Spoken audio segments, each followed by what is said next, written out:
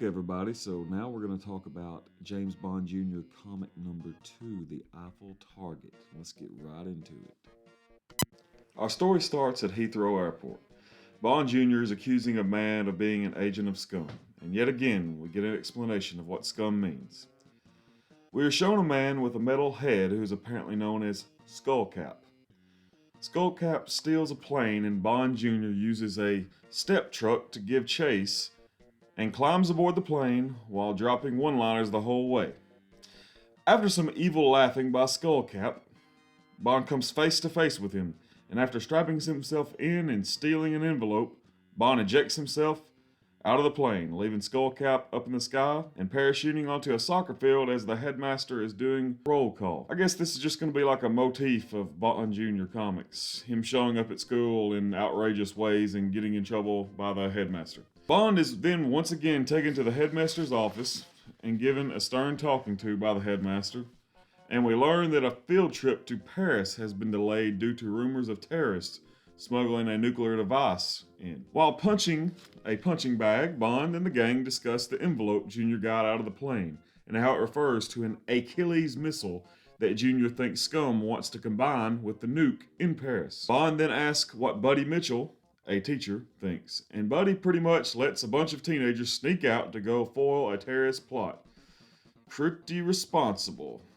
Anyway, all the gang sneaks out at night. They even take Phoebe with them so they can use her credit card. I mean, that's a great role model, taking somebody along just for the money. Anyway, they decide to ride the hovercraft, and while aboard, Bond talks to a young artist who just so happens to be drawing Bond Jr.'s picture. After flirting for a moment, she walks off and we see that she is a sort of spy herself, talking into a pen. While relaxing aboard the hovercraft, the gang is shocked to see a helicopter open fire.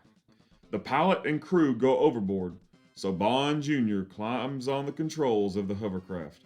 IQ holds a tray in what must be one of the most far-fetched things I've seen in a comic. He uses the tray to ricochet the laser that Skullcap shoots from the helicopter. Bond then drives the hovercraft on land and goes into a train shed and shuts the door on Skullcap's helicopter. I really like the Roger Moore-esque gags that are present here.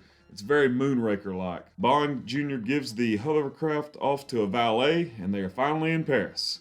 Bond flirts around, and at this point they start talking about how scum would need a tall frame to support a bomb blasting off. So I guess they're just planning to use the Eiffel Tower to do this. Alright, whatever. Anyway, Bond gets all suited for his date, as the gang tells Bond they don't trust Marcy, who's going to be his date. IQ gives Junior a watch with a homing device and a torch as well. On the boat, Bond calls Marcy out for not knowing about art. While talking to her, the waiter behind her is revealed to be a villain, Dr. Derange, and he tries to flambe Bond Jr. after a fight. It is revealed Marcy's dad is a French inspector with the Sûreté, and that she is helping him find the warhead scum has. Marcy and Junior go into the sewer and chase after Derange and Skullcap as the gang are at the Paris Opera House waiting on Bond Jr. Underground, the Achilles missile is being prepped for use as scum is going to fire it at Moscow to destroy the East-West détente. So it's pretty much like You Only Live Twice. This missile even reminds me of the Spectre base. Marcy is a complete French stereotype, of course, as she is there to say stuff like Sacre Bleu. Just as they are going to get help, they are caught by Derange, who orders them to be chained to the warhead. While this is going on, the gang has got themselves arrested. At 5:30 a.m., the rocket comes out of the ground, and it's at this moment that the comic just becomes too much. Bond and Marcy are still tied to the side. Bond uses his IQ watch to cut through the chains and severs the guidance circuits, and they escape somehow, not getting burned alive by the rocket, which goes into space. The rocket failed, but Derange and Skullcap get away in the end.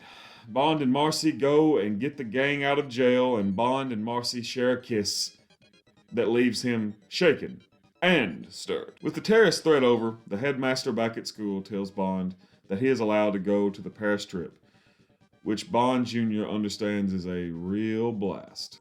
So that brings us to the end of James Bond Jr. comic number 2, The Eiffel Target. Right off the bat, I mean, it's a lot better than the first James Bond Jr. comic. I must say that.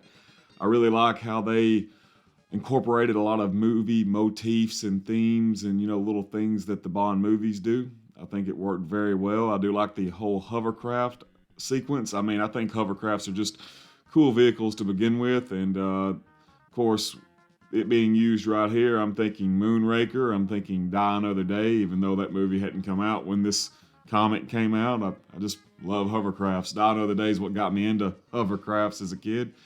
I think that's just one of those things like a jetpack or a gyrocopter. It's just something, inherently cool about it. And of course, I like them taking beats off You Only Live Twice, kind of like making a young adult or kid version of that movie here with the whole wanting to break up East-West detente thing. And of course, you know that I'm a history teacher, so I love all that stuff about the Cold War.